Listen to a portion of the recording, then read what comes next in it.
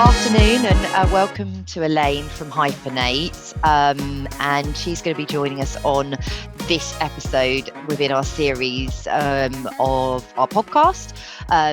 Retaining talent in the ecosystem is our kind of key topic area today that we're going to discuss. So firstly, Elaine, do you want to just give yourself a quick intro and then we'll go straight into the first question? Yes. Hi, Catherine. Good afternoon. Thanks for inviting me. As Catherine says, I'm Elaine. I'm the co-founder and CEO of Hyphenate, who are a Salesforce implementation partner. Awesome. So tell me a bit more about the team you have at Hyphenate. So we've been going for 10 years now, and we've grown to 43 people and still growing. We've got a mix, actually. We've got, because we do design, build and support of Salesforce, we've got a mix of Salesforce solution consultants, Salesforce developers, trainers, but we've also got a dedicated team of service designers who purely look at process transformation. We specialize in the non-profit sector, so it's all non-profits that we work with. We've got quite a mix now of different diversity in terms of very proud of our split 50-50 gender split. Lots of different roles that we've been introducing over the last couple of years. So it's not just purely technical, it's also business analysis and service design, that kind of thing. Awesome. And so you mentioned about your sort of gender split 50-50, which is amazing, actually, especially within the tech space.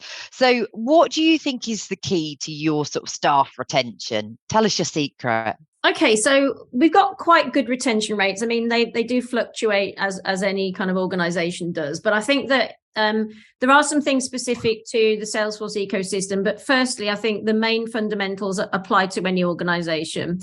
For us, I think it's probably three main things. The first thing is obviously the package of benefits. That's what staff are going to look for when they're looking out there for jobs. But that's not just about salary and bonuses.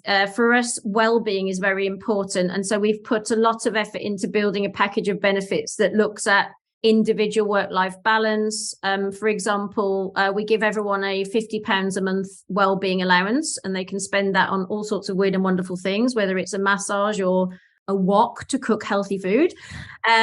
We offer Vitality health insurance to all members of staff, and we've got flexible working. So we've got people on all different types of working patterns to reflect their home commitments, ranging from 3 days a week, 4 days a week, 9-day fortnights, that type of thing. I suppose the one that staff most enjoy is that we give half a day off at the end of every month, and then half a day off every week during the summer months. So it actually works out 10.5 days extra a year that people get to go and do have their own fun. And it's something we try and bring to the forefront of everyone's mind. So encouraging social activities and engagement. And I also write my own well-being blog for the team, which draws attention to things like healthy eating or doing exercise or anything that I think is good for your well-being. So I think firstly is the package of benefits, but I think alongside that is personal development. This is obviously something that I think is particularly relevant to the Salesforce ecosystem because the platform is changing all the time. But it's one of our 8 values that we live and breathe every day, to nurture personal development. So we also do personal development planning with each person. We offer them a learning day every quarter that they can go off and learn whatever they want.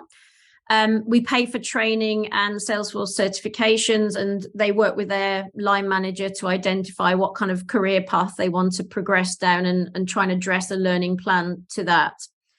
Last but not least, and very dear to my heart, is I think that more and more people now are looking for purpose in their lives, in the jobs that they do. So another one of our values is to make a difference, and we have a social purpose. That means we give back, whether it's pro bono time, volunteering, getting involved in building accelerators for nonprofits.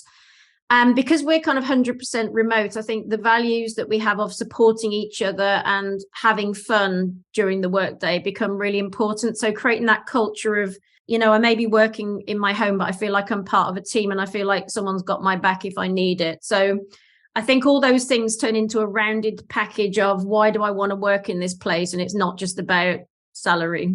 No, that's awesome. You've obviously thought very carefully and very deeply into it all as well. And I think it's always more difficult to produce a strong culture when people are remote. So it's amazing what you've done and what you've achieved so far, actually. So that's great. And are there any particular differences associated with retaining sort of Salesforce talent, would you think? I think so. The nature of the Salesforce ecosystem means that everyone is very much in demand. There is a finite number of people who have a lot of experience, many years of experience, whether it's a Salesforce consultant or a Salesforce developer.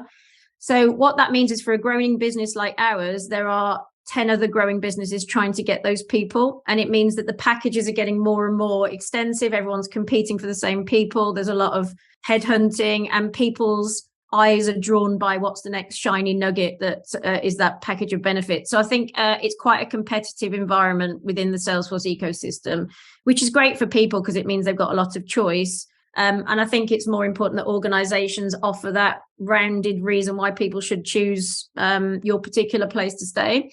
But I think that by the nature of people that enter into this career as well, they've got an appetite for knowledge. They want to understand where the platform's going. It's constant innovating. There's always something to learn. There's always the next thing to know about. So you have to make sure that you create that environment for learning, and that you really support people in being innovative and staying on top of that. And I also think you need to recognize people's individual skills, because within the Salesforce ecosystem, it's not just technical people.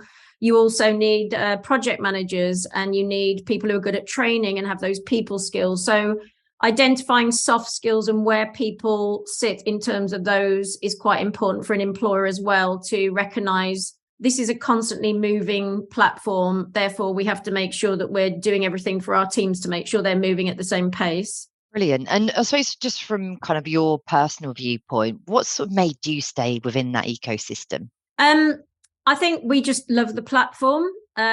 So we truly think that it's the best platform for our sector, which is non-profits, and we particularly specialize in grant makers, so organizations that give money away. I think it's just all of the benefits that we see all of our customers really raving about is mainly the flexibility of it. It's constantly changing. It's constantly looking at what's the next technology. And also it gives them self-sufficiency. It's really important for charities to be able to not rely on external parties and have to spend lots of money on the likes of us, quite frankly. So we get a kick out of teaching them how to become self-sufficient and to manage their own changes. So I think it's mainly that we love the platform, but also it's a really great ecosystem. I'm actually off to the Salesforce kickoff conference later in Amsterdam, where we get to see all the other partners and talk about what we're up to. So it's a great community as well. Yeah, no, that's awesome. Is there anything else that you wanted to add with regards to retention, or even with regards to Hyphenate? I think it's just important to remember that if we're in a consultancy, people are our assets. Particularly for us, we haven't got any building. We're all remote, and we rely on our people. So you've really got to look after your people. And I think one thing that's been really noticeable recently is looking after people in terms of their mental health as well. So that's something that in the modern age, we really have to, as employers, be responsible for knowing more about that, understanding the diversity of different mental health issues, so that we can be there for people when they need us. So I think just recognizing that individuals all have different needs and trying to be there for them as much as you can. No, that's brilliant. And obviously your retention levels are strong, that you're definitely doing a really good job from that front as well. Well, brilliant. I really appreciate your kind of input today. Thanks, Elaine. And I look forward to speaking with you soon.